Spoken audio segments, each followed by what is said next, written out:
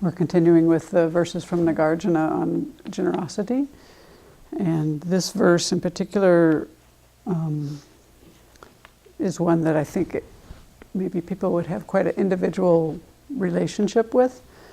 And the verse goes like this: by giving with a unified mind, one gets rid of agitation. And by unified mind, it means a concentrated mind. So if you think about when your mind is distracted, like if you're multitasking, that you don't really attend to things as well. And then you can think of times where maybe you've even given something to somebody and your mind was quite distracted and it didn't feel so genuine, maybe even because you're not fully there. That's the one thought that comes up for me. When Venerable Chodron talked about this, she made a point of, I think, talking about giving in a way where you look the person in the eye, you're just really making a contact. And then we're taught often to give with both hands. It's a very respectful way to give things.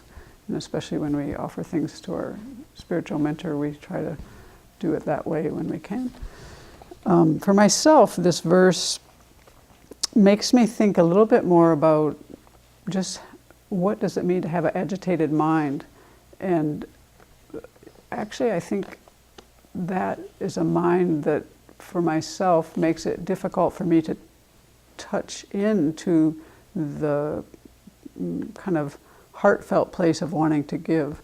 And so if my mind is not, if I can't concentrate my mind well enough, what is it actually doing? Well, my mind then is a lot of times maybe having a lot of ideas or having ruminating kind of thoughts or things like that. Just things that kind of take me away from being able to tap into that kind of energy. And so I focus on that when I think of this verse.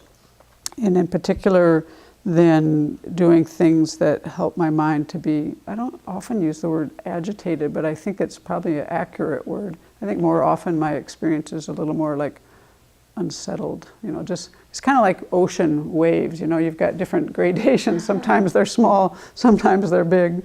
We have our mind, they have that analogy of the mind like an ocean, and sometimes your mind can be very still.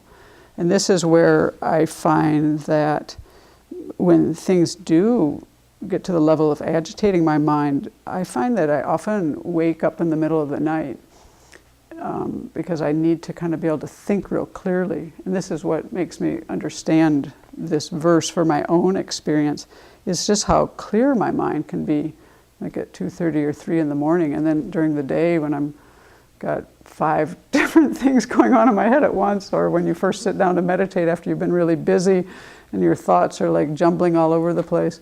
This is the value of doing some kind of stabilizing meditation on a daily basis and making it part of your practice. And there are many objects you can stabilize on, but that training that we do with that, we can carry over and kind of just tap into that energy, because we all have the ability to concentrate, or we wouldn't be able to listen to what I'm saying, we wouldn't be able to drive a car, we wouldn't be able to read a book.